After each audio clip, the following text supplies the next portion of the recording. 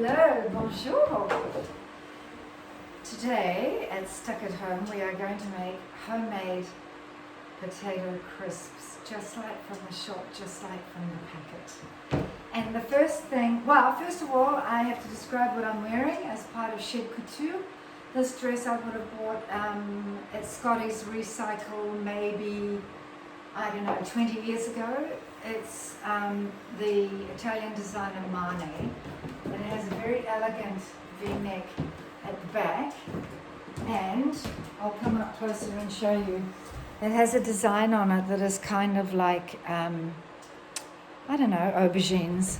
The shoes I am wearing are Charles and Keith.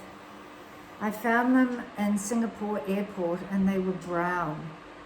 So I soon put a stop to that, and I had them dyed turquoise by a professional dyer, and I put my own bows in them. My earrings are recycled vintage Marni earrings that I found in New York.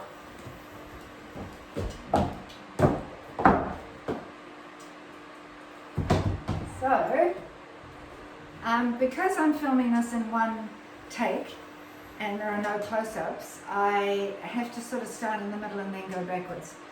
So what I'll do is I will, when you're frying chips, potato crisps, I mean not chips. Chips is a slightly different technique because you tend to double fry with regular chips. But these are extremely thin, so they only take one fry.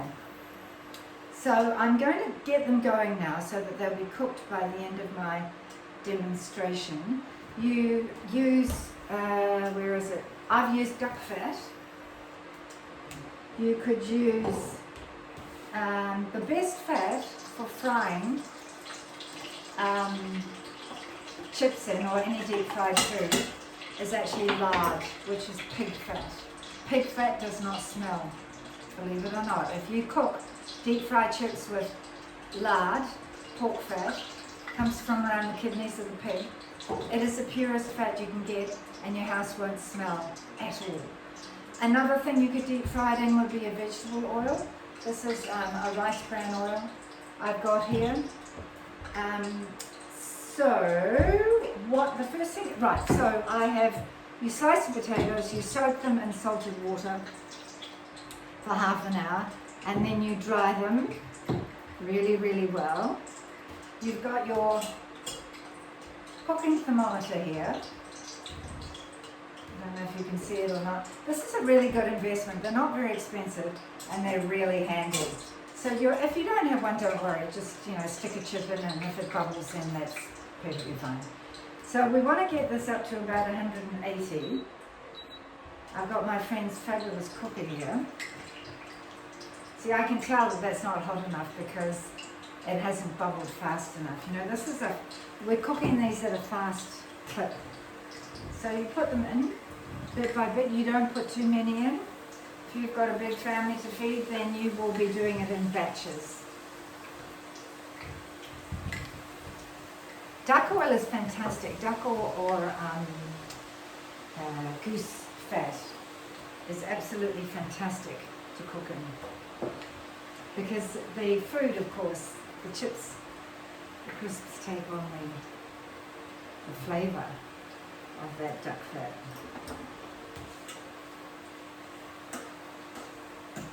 Okay, so they're going. I've got my temperature gauge on. It's about 200 there, so I might turn it down a little bit so that they don't get cooked too quickly, because you don't want to undercook them and have them flaccid. Nobody wants flaccid, right?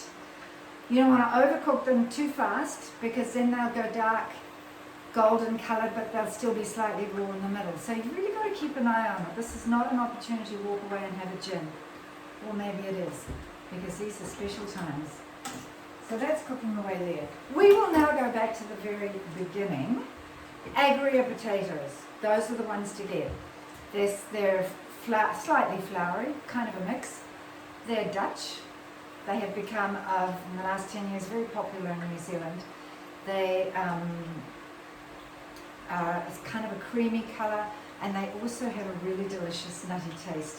and they're absolutely the best potato for roasting, chipping, frying. You wouldn't use them to make a salad, for example, because they would just fall apart.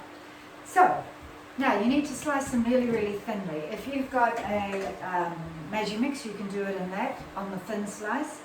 You can do it on a Japanese slicer. You can do it just by hand with a very sharp knife and keeping your fingers tucked in like this as you slice it really, really finely. That's perfectly okay. But if you want to get really thin ones, the magi mix is the best. So you put them through.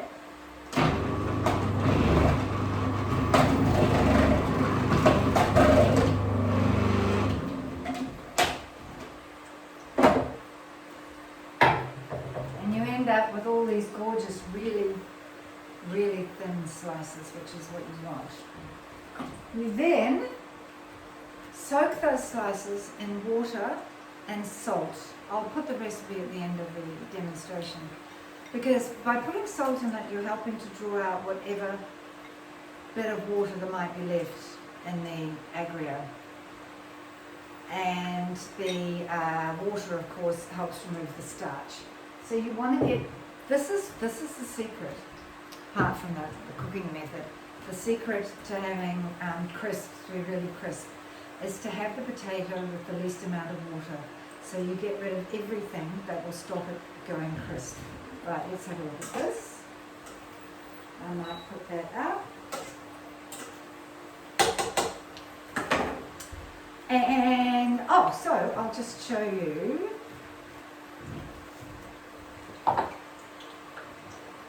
The best way to dry potatoes, of course, once they've been soaked for half an hour, is in a tea towel.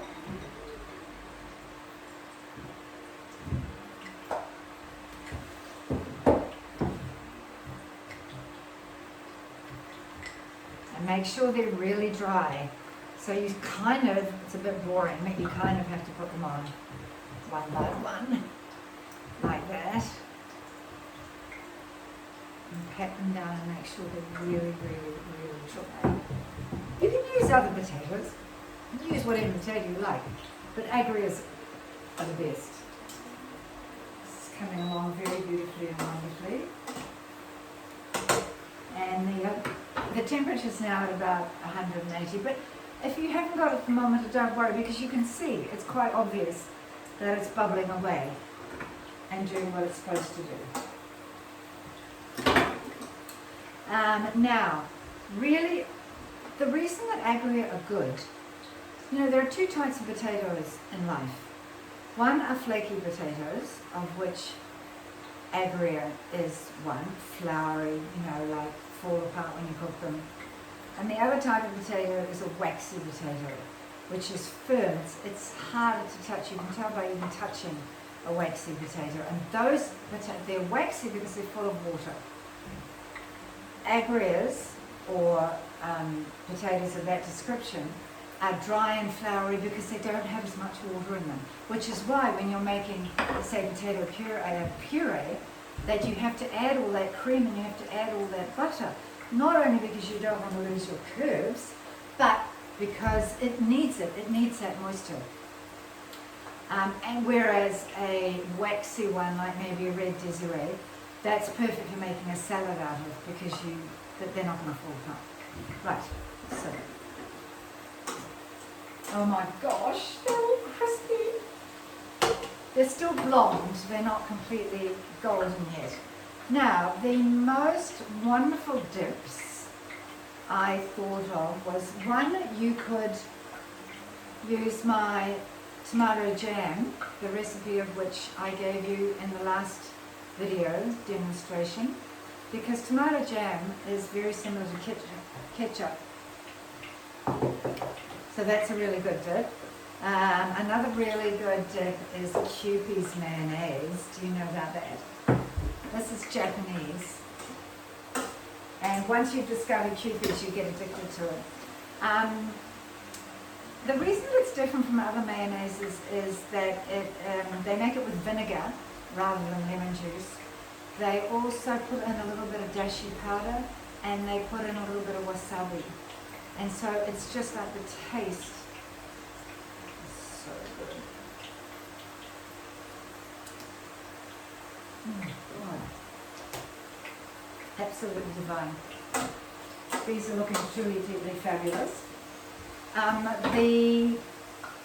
My friend Tana also said that her favourite dip for crisps is guacamole, avocado dip, but a really proper homemade one with big chunks of avocado and lots of chili, Tabasco, and lots of fresh coriander. It also has tomatoes and things in it. I don't like the really smooth ones, and neither does she, which is ça tombe bien, comme on dit en français. So now, to get them out of the pot, this is another deeply fabulous trick that I learned a long time ago, is that when you're deep frying food, now in case you're saying, oh my God, nobody deep fries food anymore, fat is our enemy. False. Fat is not your enemy. Too much fat is your enemy. And the advantage, I'm just going to take these out now because they're looking pretty perfect.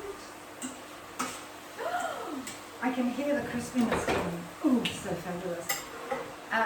Is you don't, when you're draining the chips, the crisps, you don't put them straight onto the kitchen paper, the draining paper. You make sure you drain them well with a spoon, a slotted spoon, and then you put them into something like what I've got, which is just a steamer, or a really good thing is a cake rack. You don't put them straight onto the paper. See how I've got that, and then I've got that. So what happens if you put them straight onto the paper is the oil that drips onto the paper soaks back up into the chips, and they're not as clean and crispy as they should be. Like you notice in a fish and chip shop, they never, when they take the chips out of the basket, they never put them straight onto the paper. They always let it drain. This is the same method. So you let that drain through the slats in your drainer onto the paper underneath. And you end up with perfect. Did you hear that, Chris? Oh! Perfectly, and I did a whole lot here in advance.